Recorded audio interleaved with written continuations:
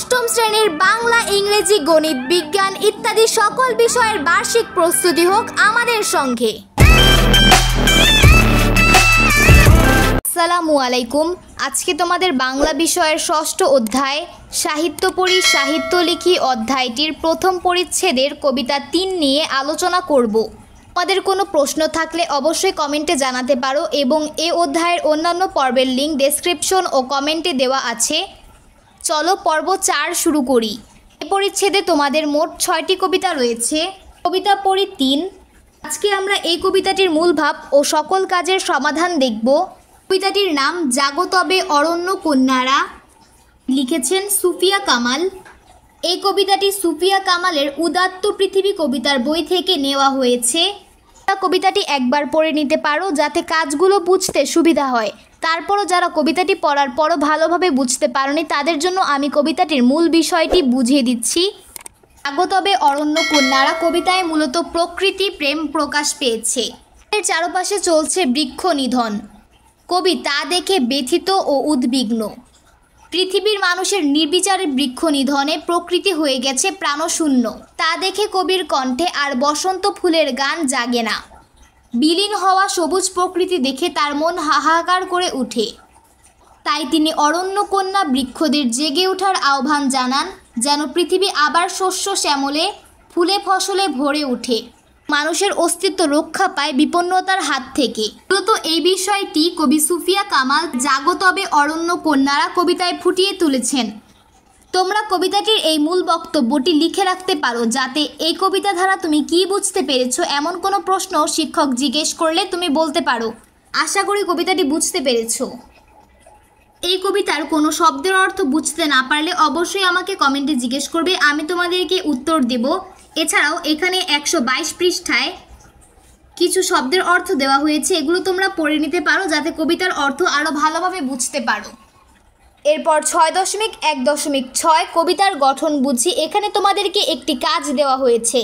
কাজটি হলো জাগো তবে অরণ্য কন্যারা কবিতায় অন্তমিল আছে কিনা, তাল দিয়ে পড়া যায় কিনা, শব্দরূপের পরিবর্তন ঘটেছে কিনা, কোনো স্তবক আছে কিনা, পড়ার গতি বা লয় কেমন এবং উপমার প্রয়োগ হয়েছে কিনা এসব নিয়ে সহপাঠীদের সাথে আলোচনা করো। তোমাদেরকে এখানে অনেকগুলো প্রশ্ন করা হয়েছে, তো আমি এখন তোমাদেরকে এই কাজের উত্তর দেখিয়ে দিব। এই কাজটিতে আমাদের প্রথম প্রশ্নটি হলো কবিতায় অন্তমিল আছে কিনা। জাগো তবে অরণ্য কন্যারা কবিতায় প্রতি ২ চরণে অন্তমিল আছে, যেমন আর হাহাকার, গান স্লান, লাগি জাগি। পরবর্তীতে জিজ্ঞেস করা হয়েছিল তাল দিয়ে পড়া যায় কিনা। কবিতাটি তাল দিয়ে পড়া যায়, তবে এই তালের ব্যবধান দীর্ঘ। এখানে আমি যেমন দিয়ে উদাহরণ দিয়েছি একটি। পরবর্তীতে ছিল পড়ার গতি বা লয় কেমন, কবিতার লয় বা গতি ধীর। এবং পরের প্রশ্নটি ছিল শব্দরূপের পরিবর্তন ঘটেছে কিনা। কবিতায় বেশ কিছু শব্দরূপের পরিবর্তন ঘটেছে, যেমন আমার, মোর, না, নাকো, দিকে, পানে ইত্যাদি অনেকগুলো উদাহরণ কিন্তু আমি দিয়েছি। পরবর্তীতে বলা হয়েছিল কবিতায় স্তবক আছে কিনা। কবিতায় স্তবক আছে। এবং সর্বশেষ প্রশ্নটি ছিল উপমার প্রয়োগ হয়েছে কিনা। এই কবিতায় উপমার প্রয়োগ করা হয়েছে এবং এটিরও একটি উদাহরণ আমি দিয়ে দিয়েছি। আশা করি তোমরা এই কাজটি বুঝতে পেরেছো। ৬.১.৬ এ যেসব বিষয় নিয়ে আলোচনা করতে বলা হয়েছিল সেসব উত্তর আমি তোমাদেরকে দেখিয়ে দিলাম এবং এখানের যে বৈশিষ্ট্যগুলো রয়েছে, যেমন অন্তমিল, উপমা, তাল, শব্দরূপের পরিবর্তন, স্তবক, এগুলো আমি পর্ব ১-এ বুঝিয়ে দিয়েছি।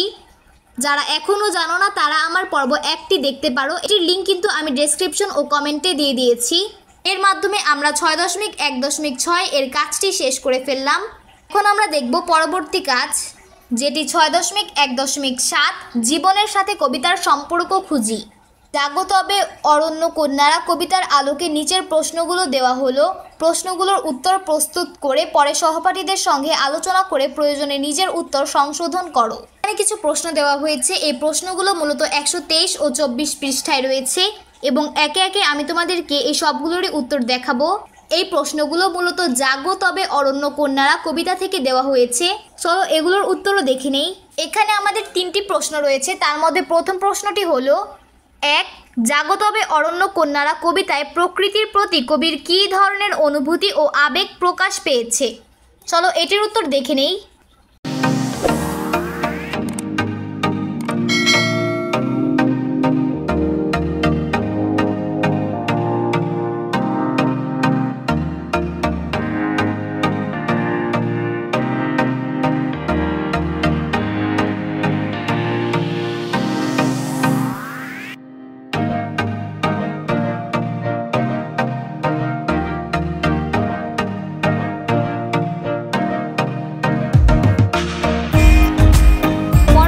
প্রশ্নটি হলো 2 ক্ষুধার্ত ভয়ার্ত দৃষ্টি প্রাণহীন সব মুখ স্লান এই কথা দিয়ে কবি কি বুঝিয়েছেন?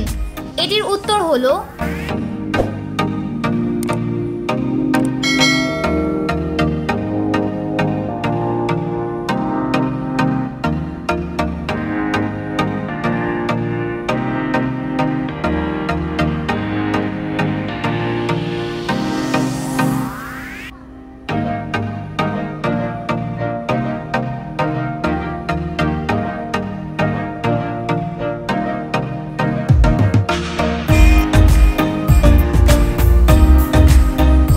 আমার 2 নংয়ের উত্তর। এবং এই কবিতার সর্বশেষ প্রশ্ন হলো 3 তোমার চারপাশের প্রাকৃতিক পরিবেশের বিবরণ দাও, এই পরিবেশ তোমার কেমন লাগে? এটি আমাদের কবিতাটির সঙ্গে অন্তর্ভুক্ত নয়, এর উত্তর আমাদের এক একজনের এক এক রকম হতে পারে।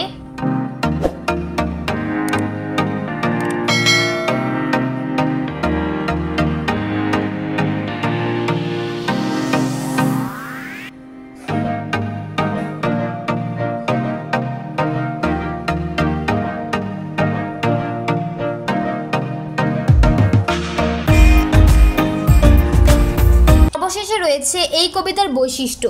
এখানে মোট 6টি বৈশিষ্ট্য রয়েছে, যেগুলো আমরা একটু আগেই পড়েছিলাম। আমরা 6.1.6 এ যে কাজগুলো করেছিলাম এগুলোর উত্তরই এখানে লেখা রয়েছে। তো এর মাধ্যমে 124 পৃষ্ঠায় আমাদের এই কবিতার সব কাজগুলো শেষ হয়ে গেল। জাগো তবে অরণ্য কন্যারা কবিতার সকল কাজ এই পর্বে তোমাদেরকে দেখালাম। আশা করি বুঝতে পেরেছো। ভিডিওটি ভালো লাগলে অবশ্যই একটি লাইক, সাবস্ক্রাইব ও কমেন্ট করে দিতে পারো। ধন্যবাদ।